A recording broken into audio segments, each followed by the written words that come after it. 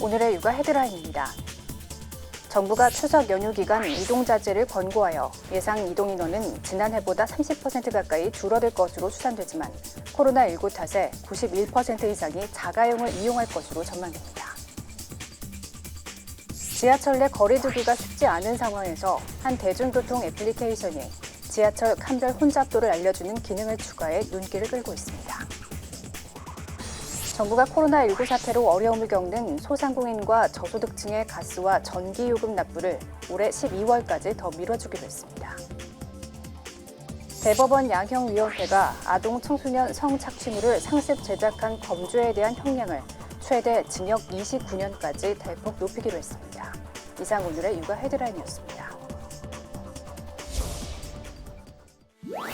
시청자 여러분 안녕하십니까? 육아포커스 이지원입니다. 오늘은 제가 추석 인사를 드리기 위해 한복을 입어봤습니다. 올해 추석은 코로나19라는 특수한 상황 때문에 명절 분위기를 내기 힘들 수밖에 없는데요. 그래서 조금이나마 아쉬움을 달래드리고자 한복을 입고 시청자 여러분 앞에 섰습니다. 더도 말고 덜도 말고 한가위만 같아라 라는 말이 있죠. 이 말에 담긴 뜻처럼 내년 추석에는 코로나의 공포에서 벗어나 모두가 즐거운 한가위가 됐으면 하는 바람입니다. 따뜻한 소식만 전해드릴 수 있는 날이 하루빨리 오길 바라며 육아포커스 시작하겠습니다. 정부가 추석 연휴 기간 이동 자제를 권고하고 있지만 최소 2,700만 명은 움직일 것으로 전망됩니다. 가을철 코로나19 재유행이냐 거리두기 완화냐의 갈림길에선 정부는 방역의 고삐를 바짝 줄 방침인데요. 그런 만큼 고향 가는 길도 예년과는 많이 달라질 것으로 보입니다. 또 일선 지자체에서도 고향 방문 자제를 권고하고 있습니다. 추석 연휴 시민들에게 고향 방문 계획이 있는지 물었습니다. 시골이 전라도여가지고 거기로 갈 예정이에요. 다른 사람들과의 접촉을 피하고 자차로 이동하면 좀 괜찮지 않을까. 할머니께서는 오지 말라고 하시는데 또 막상 안 갈 수는 없을 것 같고 대중교통은 좀 위험할 것 같아가지고 저희 이동할 때는 뭐 자가용 타고. 추석 연휴 예상 이동 인원은 지난해보다 30% 가까이 줄어들 것으로 추산됩니다. 하지만 그래도 2,759만 명. 코로나19 확산 탓에 91% 이상이 자가용을 이용하면서 도로는 평소 주말보다 붐빌 것으로 전망됩니다. 고향 가는 길의 즐거움이던 휴게소에서의 군것질은 이번 연휴만은 예외입니다. 휴게소 실내에서 먹을 수 없고 포장만 가능하기 때문입니다. 제일 좋은 건 출발 전 물과 간식을 충분히 준비해 휴게소에 머무는 시간을 최소화하는 것입니다. 방역당국은 대중교통의 경우 창가 좌석만 판매하는 열차처럼 버스와 항공편, 여객선도 창가 좌석을 우선 예매하고 현금 결제보다 비대면 카드 결제를 권장합니다. 또 버스는 2시간마다 휴게소에서 쉬며 내부를 환기하도록 권고했습니다.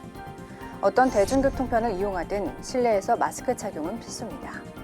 물론 가장 좋은 것은 가족 친지의 안전을 위해 만남을 잠시 미루는 것이라고 방역당국은 강조합니다. 일선 지자체들도 고향 방문 자제를 호소하고 있습니다. 완도에 사는 마광남 씨가 군청 직원의 도움을 받아 사위에게 영상통화를 겁니다. 추석에 오지 말라고. 명절에요? 응, 코로나 위험하니까. 애들도 보고 싶고 그러지만 오지 말라고. 무시책에. 못 찾아뵙는데 명절 때라도 찾아뵈야 되는데. 죄송하네요. 마씨는 코로나가 진정될 때까지 타지에 사는 자녀들과의 만남을 자제하기로 했습니다. 사실은 손자들이 어려가지고 많이 보고 싶어요. 서운한 생각은 있지만은 어쩌겠습니까. 완도군은 전남에서 가장 먼저 추석 명절 이동 멈춤 운동을 펼치기 시작했으며 다른 지자체들도 이동 멈춤 운동을 전개하고 있습니다.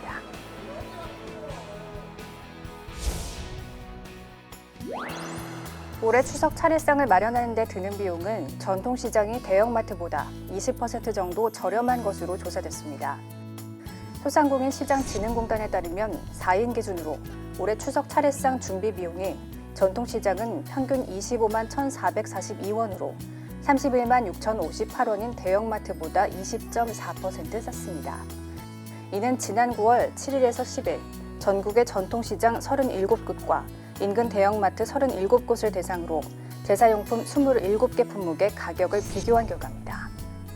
품목별로 보면 고사리와 깐 도라지가 마트보다 전통시장에서 3분의 2 수준의 가격으로 살 수 있었고 당근용 쇠고기, 동태포, 대추는 시장이 30%가량 더 쌌습니다.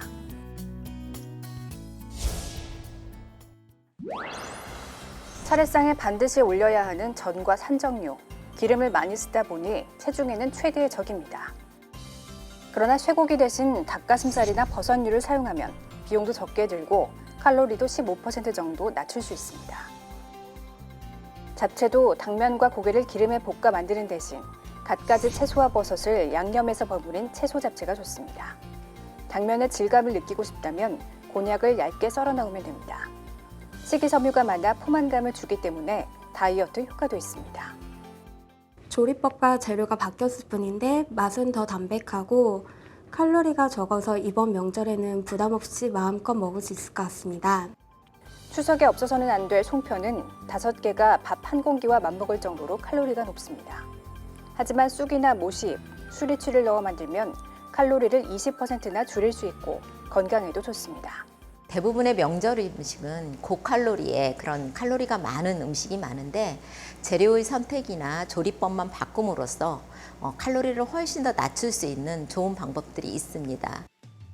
조리기구도 중요합니다. 달라붙지 않는 후라이팬을 사용하면 기름의 양을 70% 줄일 수 있고 에어프라이어를 쓰면 칼로리를 25% 낮출 수 있습니다. 전문가들은 또 음식을 먹을 때는 나물이나 채소 등을 먼저 먹어야 포만감이 느껴져 과식을 예방할 수 있다고 조언합니다.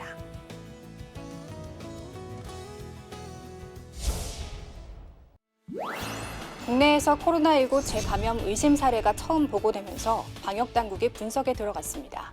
코로나19에 걸렸다 나아도 면역이 평생 유지되지 않고 독감처럼 반복적으로 걸릴 가능성이 제기됩니다. 지난 1월 국내에서 코로나19 환자가 처음 발생한 뒤 현재까지 확인된 재양성 사례는 700여 건. 대부분 몸속에 남아있던 죽은 바이러스 조각이 검출되거나 바이러스 양이 충분하지 않을 때 검사해 음성이 나왔다가 바이러스가 증가하며 양성 판정이 나온 사례들입니다. 하지만 지난 3월 확진 판정을 받고 완치돼 격리 해제됐다. 4월에 다시 확진 판정을 받은 서울의 한 20대 여성의 사례는 조금 다릅니다. 코로나19 바이러스는 유전자 염기 서열에 따라 S, V 등 6가지 유형으로 분류되는데 이 여성은 처음 감염됐을 때와 두 번째 감염됐을 때 나온 바이러스 유형이 서로 달랐습니다. 1차 입원 때 분리된 거는 V그룹으로 추정을 하고 있고요. 2차 입원 때는 GH 그룹으로 일단 확인을 하고 있는 상황입니다. 재감염 사례는 홍콩, 미국 등 해외에서도 5건 정도 보고됐습니다. 전문가들은 이런 재감염 사례가 반복적으로 발생할 경우 코로나19 대응 정책의 수정이 불가피하다고 보고 있습니다. 백신을 맞아도 다른 유형에 감염될 수 있어 독감처럼 유행을 전망해 매년 예방접종을 해야 할 수도 있기 때문입니다. 격리 해제가 됐는데 다시 증상이 생기신 분들에 대해서는 조금 별도로 평가를 해야 되지 않을까라는. 방역당국은 이번 재감염 사례를 세밀히 분석해 백신이나 치료제 개발 방향을 평가할 계획입니다.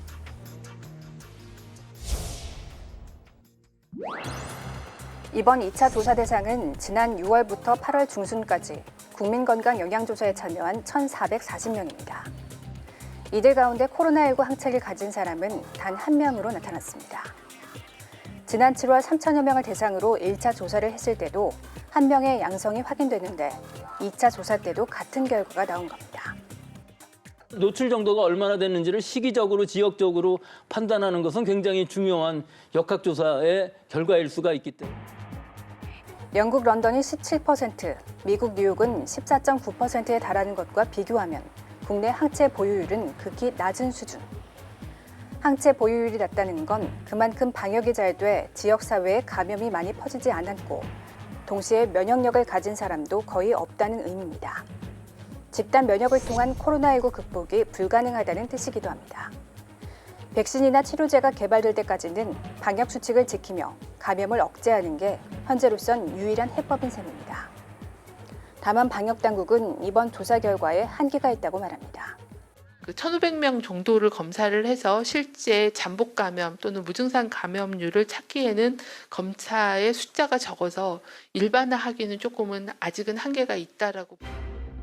이에 8월 중순 이후에 대규모 유행을 반영해 추가 조사를 계속할 계획이라며 조사 결과와 관계없이 거리 두기와 마스크 착용 등 방역 수칙을 철저히 지켜달라고 당부했습니다. 지하철은 거리 두기를 지키기가 쉽지 않은 데다 확진자가 나와도 역학조사 대상에서 빠져 접촉자가 누구인지 특정하기도 힘듭니다. 한 대중교통 애플리케이션에 지하철 칸별 혼잡도를 알려주는 기능이 추가돼 눈길을 끌고 있습니다. 지난 3월 코로나19 집단 감염 사태가 터진 서울 구로구 콜센터의 직원들은 지하철 등으로 출퇴근을 한 것으로 확인됐습니다. 하지만 보건당국은 확진자가 다녀간 특정 시간대의 지하철역이나 칸 등을 역학 조사하지는 않았습니다. 그 대중교통을 어디가 어떻게 노출이 됐고 하는 거를 다 역학조사를 해서 밝히기는 한계가 있다고 생각합니다. 정확한 노출력이나 위험도도 객관적으로 판단하기는 어렵습니다. 수도권 재확산 뒤에도 상황은 마찬가지입니다. 서울시 관계자는 대중교통은 마스크 착용이 의무화돼 있어 확진자가 나와도 밀접 접촉자로 분류가 되지 않고 괜한 불안감만 높일 수 있다고 설명했습니다. 그럼에도 지하철 이용 우려가 계속되자 한 대중교통 앱에는 혼잡도를 알려주는 기능까지 등장했습니다. 앱에서 서울 지하철 1에서 8호선역을 클릭해 칸별 혼잡도를 확인할 수 있게 한 겁니다. 특히 모든 칸이 꽉 차면 조금이나마 여유 있는 2개의 칸을 알려주기도 합니다. 장기간에 축적된 데이터를 분석하였고 또 최근 데이터를 같이 활용하여 서비스를 제공하기 때문에 거의 정확한 정보라고 보실 수 있습니다. 조금이라도 안전하게 지하철을 이용하시는 데 도움이 되었으면 좋겠습니다. 다만 출퇴근길 일부 역은 승객이 많아 바이러스에 직접 노출될 경우 감염을 피할 방법이 없는 만큼 결국 대중교통 이용 시 개인 방역 수칙을 지키는 게 가장 중요해 보입니다. 코로나 불황이 심각해지자 정부는 소상공인과 저소득층의 도시가스 요금을 4월부터 석 달간, 전기요금은 4월부터 9월까지의 요금 납부를 늦춰줬습니다. 하지만 코로나 재확산에 정부가 납부기한 연장 대상을 12월 분까지로 확대해 내년까지 낼 수 있도록 했습니다. 연매출 10억 원 이하의 상시근로자 5인 미만인 숙박업 등 소상공인, 기초생활수급자 등이 대상입니다. 상시근로자 10인 미만 기업 비중이 90%에 육박하는 섬유업과 평균 종사자 수 7.5명인 전시업 등에 대한 별도 지원책도 마련됐습니다. 전시업은 최근 한 달간에만 60회 넘는 전시가 취소, 연기된 점을 감안해 행사를 온라인 전시회로 전환하면 비용을 지원하고 추후 재개최 시 비용 지원도 확대합니다. 섬유업은 대규모 온 오프라인 행사를 열어 판로를 지원합니다.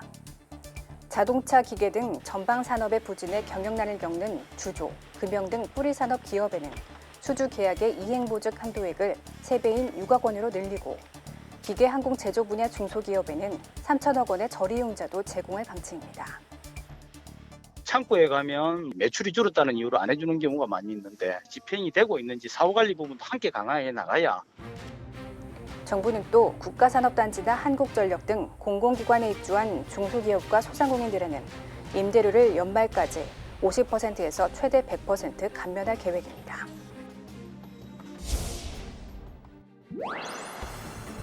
아동 청소년 성착취물을 제작해 배포하는 디지털 성범죄자에게 중형을 선고하는 새 양형 기준안이 발효됐습니다.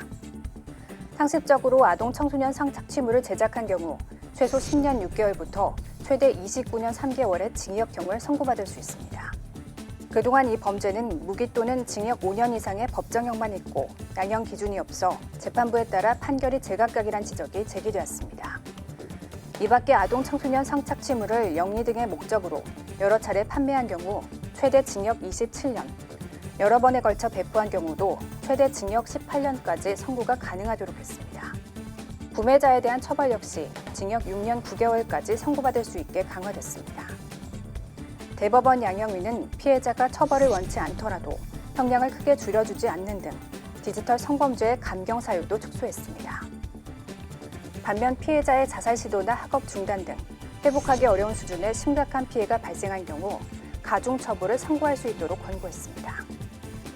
몰카 범죄에 대해서도 상습범은 최대 징역 6년 9개월까지, 음란물에 유명인 얼굴을 조합하는 딥페이크 방식의 허위 영상물 편집 반포에 대해서는 5년 7개월 15일까지 선고하도록 했습니다. 대법원 양형위는 새로운 양형 기준에 대해 10월까지 관계기관 의견 조회를 거쳐 11월 공청회까지 마친 뒤 오는 12월 전체 회의에서 최종 의결할 방침입니다. 간편하게 먹으려는 소비 추세에 따라 껍질째 먹을 수 있는 작고 맛있는 과일이 속속 개발돼 인기를 얻고 있습니다.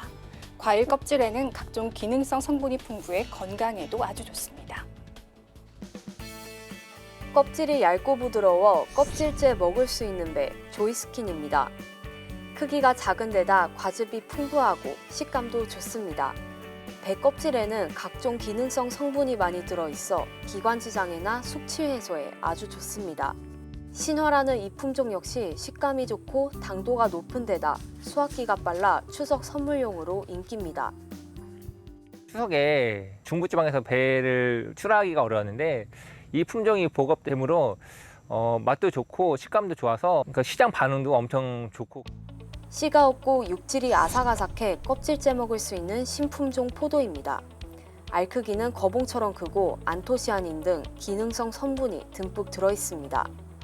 예, 껍질째 씨 없이 먹을 수 있고 아삭아삭하고 새콤달콤한 맛에 여성분들의 선호도가 높을 것으로 생각됩니다. 사과도 작고 껍질째 먹을 수 있는 신품종이 속속 개발되고 있습니다.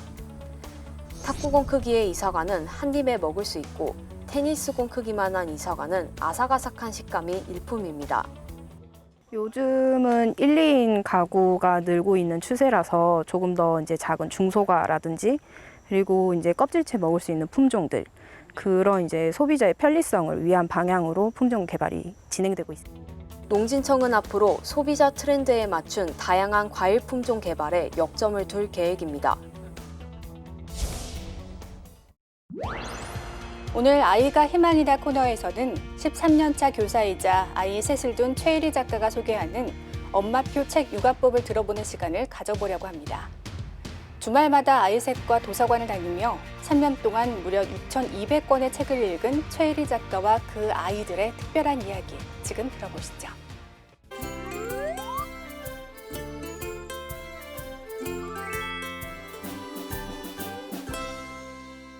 도서관에서 이용하다 보니까 이게 대출 기록이 남더라고요. 6,200권 이렇게 기록이 남아 있는 걸 보고 저도 제가 그만큼 읽은 걸 알게 됐고요. 저는 현재 중학교에서 아이들 가르치고 있는 13년차 교사이고요. 또 책으로 아이들 키우고 싶어서 도서관에 다니고 있는 엄마 최애리라고 합니다.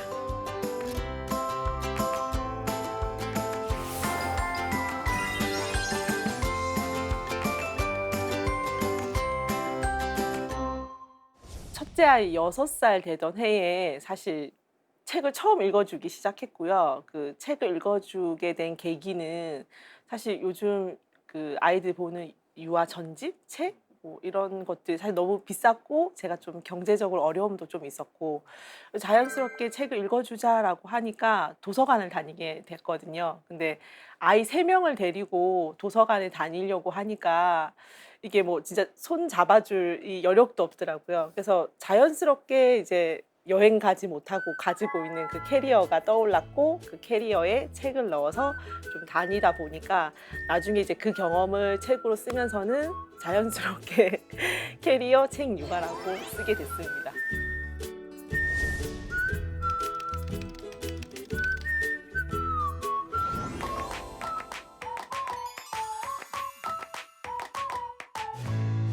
처음에 도서관을 갔던 나이가 6세, 5세, 3세거든요. 그래서 가서 책을 읽겠다라는 욕심보다 정말로 이제 그 매점에 가서 평소에 잘 주지 않는 뭐 사탕, 초콜릿 이런 것도 주기도 하고 놀이터도 정말 들르고 그래서 저 딴에는 그냥 도서관에 좀 좋은 느낌을 주려고 약간 신경을 썼던 것 같아요. 저희 집에서 이제 책 보면 점수를 매기거든요.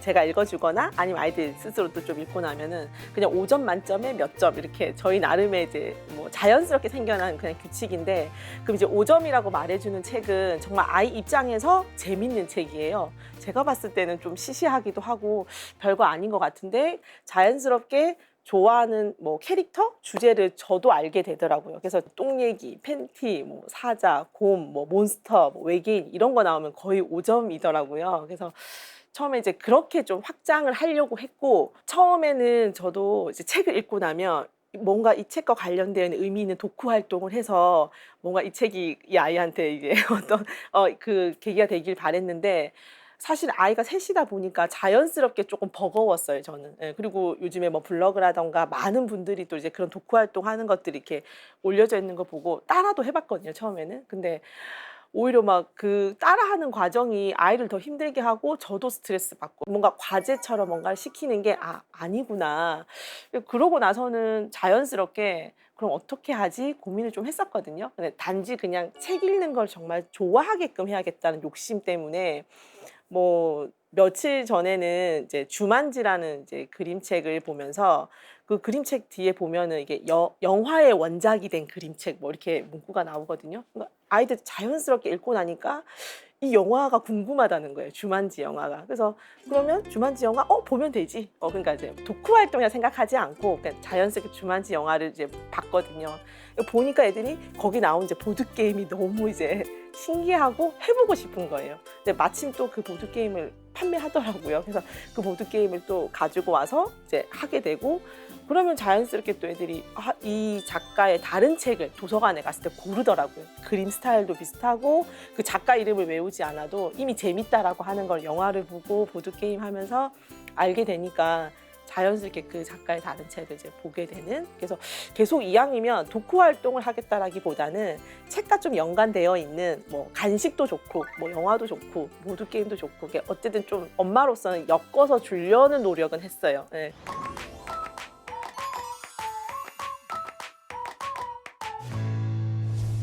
빙글빙글 초밥 뭐 이런 그림책을 보고도 저희 집 애들이 한 번도 그 초밥을 먹어본 적 없거든요. 그래서 보고 나서 그게 너무 신기한 거예요. 제가 봤을 때 너무 일상적인데. 그래서 그러면 오늘 회전 초밥 먹으러 가볼까? 그래서 회전 초밥 먹고 오고, 그래서 이제 그게 계속 남는 것 같아요. 그래서 다시 그림책을 또 반복해서 보게 되더라고요, 이제 시키지 않아도. 그러면서 뭐 집에 있는 베개로 자기가 이제 초밥이 돼서 정말 이렇게 막 빙글빙글 돌더라고. 뭐 하는 거냐고 했더니 자기 이제 그 회전 초밥이 돼서 노는 걸 제가 봤었거든요. 요즘에는 아예 또 그렇게 놀이할 수 있게끔 나온 책들이 있더라고요, 도서관에 갔더니. 그래서 자동차를 주제로 한 내용의 책인데 그걸 접어서 이제 자동차 모양이 되게끔, 그러면 자연스럽게 뭐 운전자도 되고 승객도 되고 하면서 역할놀이도 하게 되더라고요. 그리고 이제 책 빌려오면 책을 거실에 깔아놓고 뭐 지우개에 던져가지고 맞추는 책을 먼저 읽는다던가, 또 자연스럽게 주사위 같은 거 돌려가지고 뭐 징검다리 놀이 한다던가. 이거 사실 이제 미술 재료 파는 사이트에 얼마 안 하는 종이로 된 이글루인데, 이게 작아 보이긴 하는데 아이들은 또 요 안에 들어가서도 책을 보거든요, 가끔씩. 그러니까 놀이터이기도 하고, 또 책 읽은 뭐 독후 활동을 의도는 안 했지만 그런 것들을 이제 표현하는 하나 도구가 됐던 것 같아요. 우주 사탕도 사실 그런 거거든요. 별에 관한 질문이 굉장히 많아지면서 자연스럽게 우주에 관한 책을 빌려보고 찾아보니까 이제 우주 사탕이라고 팔더라고요. 근데 어른이 봐도 정말 그 행성 모양을 그대로 본따 만들었길래 그걸 이제 같이 선물해주면서 또 책 읽기를 계속 할 수 있게끔 유도하니까 결국에는 뭐 그 주에 또 천문대를 가게 됐거든요. 그 스폰지밥도 애들이 너무 좋아하길래 처음에는 그냥 정말 단순하게 스폰지밥 책을 이렇게 몰아서 이렇게 그냥 저희가 이제 찾아서 이제 봤었는데, 엄마가 이제 간식 해주는 과정에서 그러면 이제 스폰지밥 좋아하니까 스폰지밥 모양의 이제 그 쿠키를 만들게 된 거죠, 자연스럽게. 그래서 자기가 읽었던 그 느낌의 좋은 느낌, 책의 좋은 느낌을 좀 계속 가져갈 수 있게끔 제가 조금 도왔던 것 같아요.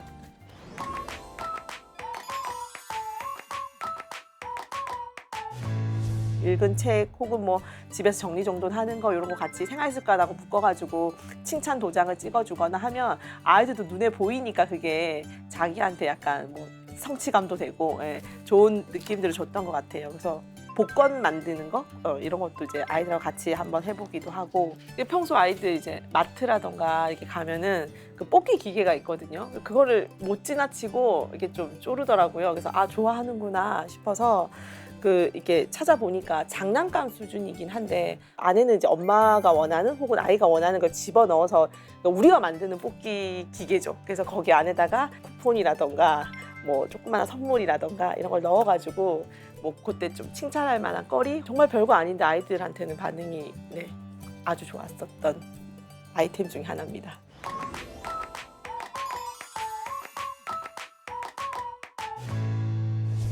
자기가 이루고 싶은 꿈이 있으면 그 꿈을 이루기 위해서 정말 그 자유를 얻으려면 책 말고는 없다라는 생각, 약간 독서 제의주의에 조금 빠져 있긴 했었어요. 그래서 처음엔 좀 강조를 했고 아이들한테도 약간 그렇게 설명했죠. 처음에는 내가 하고 싶은 일을 자연스럽게 자유롭게 잘 하려면 사실은 책에서 답을 얻을 수 있고 책이 도와줄 수 있다라고 얘기를 했고 아이들하고 정말 매일 하루에 5권 읽으면 한 30분 정도거든요. 그림책이기 때문에. 그래서 매일 그렇게 하는 게 더 중요하지 않을까. 그게 또 진짜 비법이지 않을까. 예, 그런 생각이 들고 이제 정말 3년 이렇게 넘어가니까 이제 조금씩 애들이 정말 많이 컸네 이게 보이더라고요. 그래서 이게 책을 통해서 뭐 큰 것도 있지 않을까라고 혼자 이제 믿어봅니다. 네.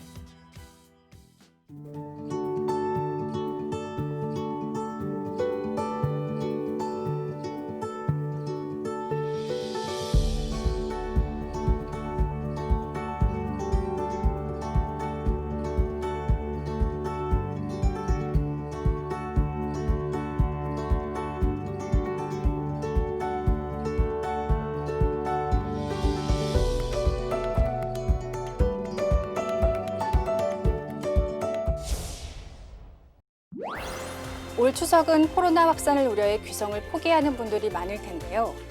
고향에 있는 부모님을 뵙지 못하는 자식들의 죄송한 마음이나 타지에 있는 자식들을 만나지 못하는 부모님들의 아쉬운 마음까지 이번 추석은 안타까움과 그리움이라는 말로 대신할 수 있을 것 같습니다. 비록 몸은 떨어져 있지만 서로를 향한 그리움과 애틋함은 어느 때보다 절실하게 닿을 수 있을 거라 생각되는데요. 안부 전화를 통해 마음만은 따뜻하게 나누시고 추석 연휴 안전한 가정에서 보내시며 몸과 마음을 재정비하시기 바랍니다. 육아 포커스 마치겠습니다. 고맙습니다.